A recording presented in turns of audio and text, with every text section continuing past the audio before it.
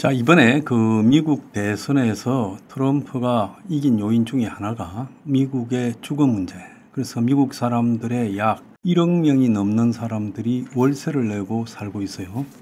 그런데 미국의 월세 받는 사람 중에서 한국에서는 잘 안 알려져 있지만은 사모펀드 같은 그런 회사들, 즉 무슨 캐피탈이라고 부르거나 무슨 이 펀드라고 부르는 이런 회사들이 미국의 대규모 임대주택을 단지를 지어가지고 거기에 사는 사람들에게 고액의 월세를 받고 관리는 아웃소싱을 해가지고 집에 물이 샌다, 전기가 안 들어온다 이러면 잘 고쳐주지 않고 수리비까지 엄청 받으면서 그야말로 짭짤하게 임대주택 단지에 투자해서 돈을 뽑아가는 일이 있습니다.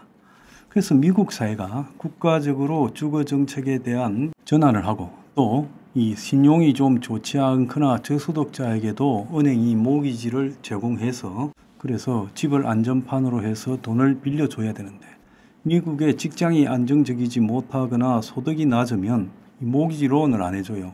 그러니까 미국의 서민들이 결국은 사모펀드 등이 운영하는 임대주택에 들어가서 그야말로 질 낮은 서비스에 또 많은 비용이 드는 그런 생활을 하고 있습니다.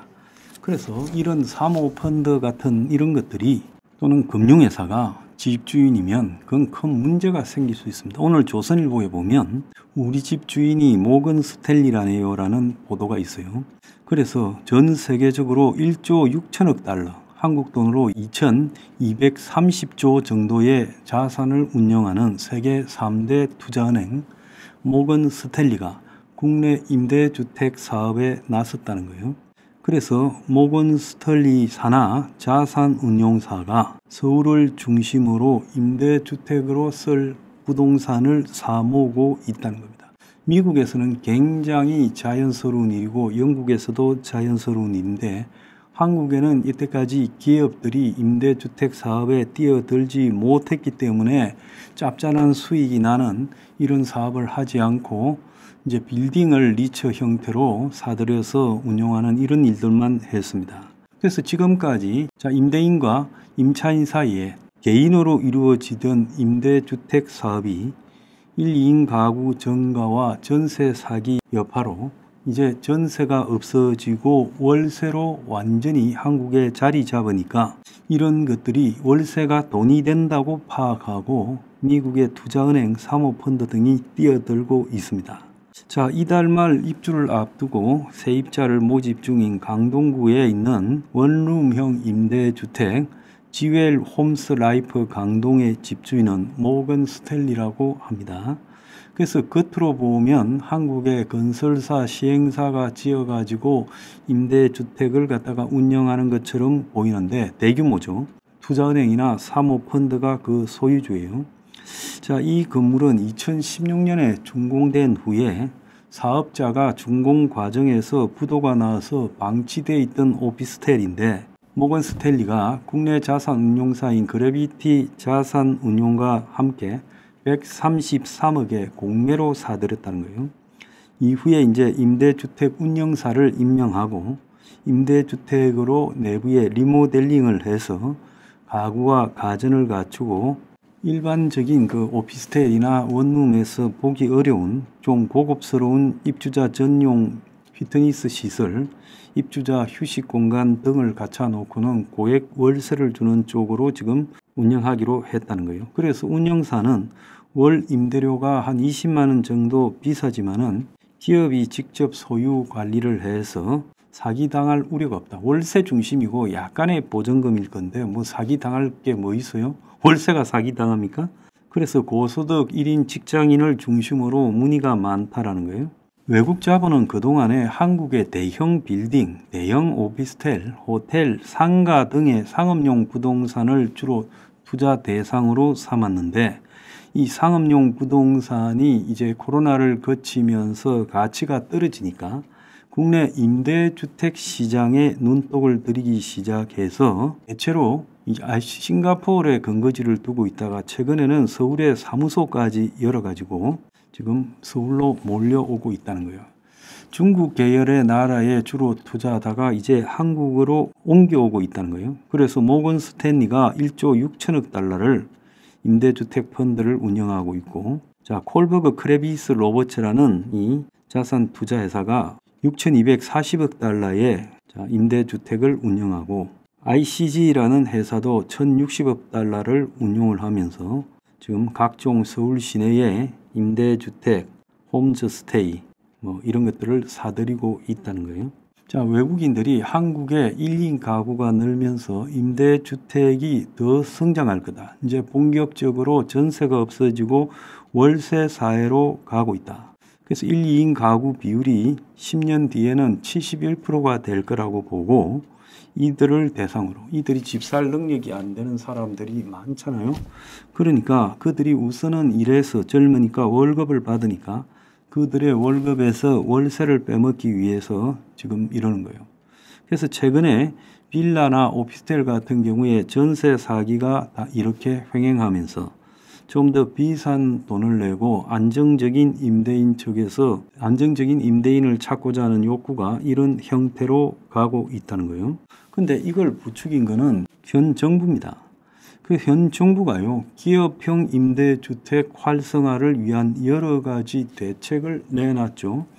그래서 여기에 지금 한국의 기업들 같은 경우에는 대기업들이 직접 이런 임대주택을 한다라면 욕먹을 가능성이 있으니까 좀 꺼리는 사이에 이런 것들에 대해서 자유로운 글로벌 큰 손들이 임대주택 투자에 지금 뛰어들고 있다는 거예요.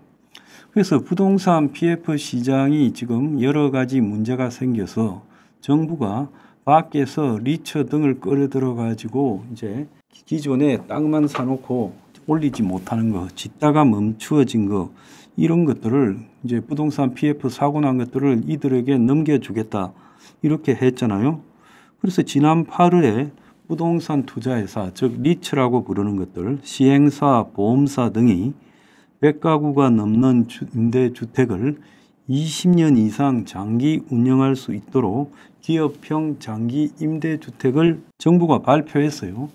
자, 이것과 더불어서 2015년부터입니까? 금지했던 실버타운 분양도 가능하게 했지요. 지금은 이제 실버타운 분양이 하도 사기가 많아서 그동안에 한 10여 년은 분양이 되지 않고 이제 입주해서 월세 내는 형태로 운영했는데 이것도 지금 허용을 해줬습니다. 그래서 자금력과 전문성을 가진 기업이 대규모 장기 임대주택 사업에 참여하도록 이 제한을, 임대료 규제를 풀었어요.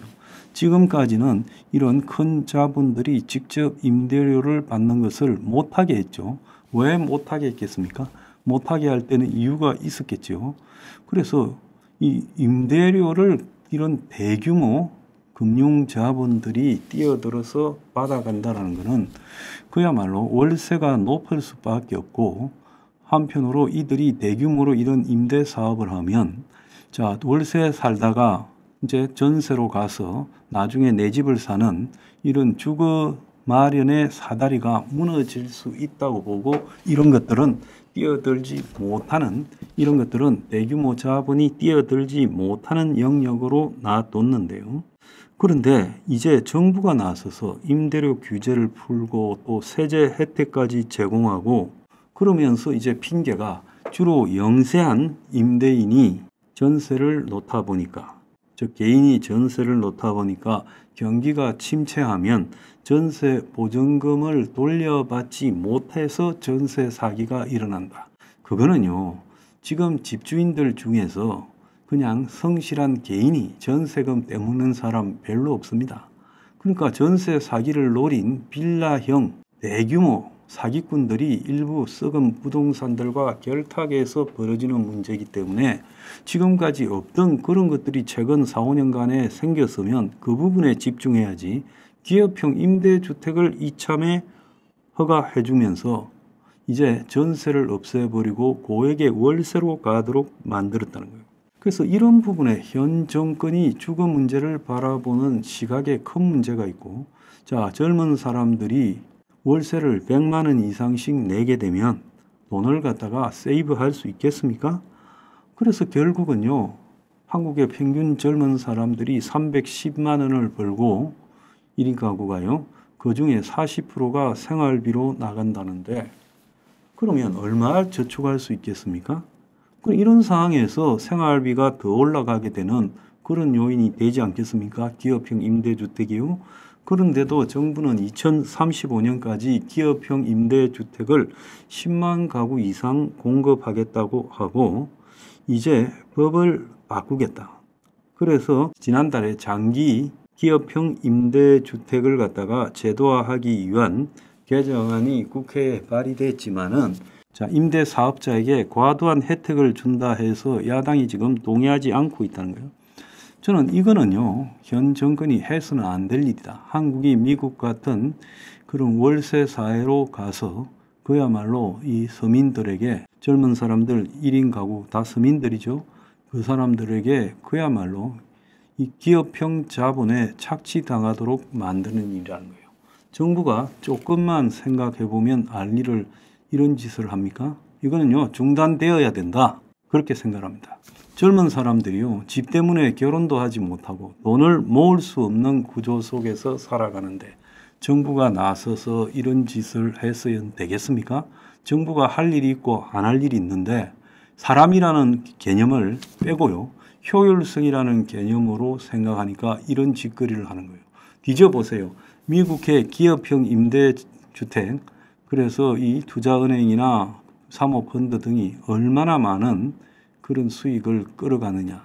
그래서 집 없는 사람들이 도저히 자기 수익의 절반을 갖다가 이런 주거비로 월세로 내놓고 절대로 돈을 세이브해서 은행에서 돈을 빌려서 모기지로 집을 살 수 없는 구조를 끌고 가고 있는가. 이 부분을요, 미국에서 벌어졌던 일, 영국에서 벌어졌던 일을 안다면 이렇게 해서는 안 되는 겁니다.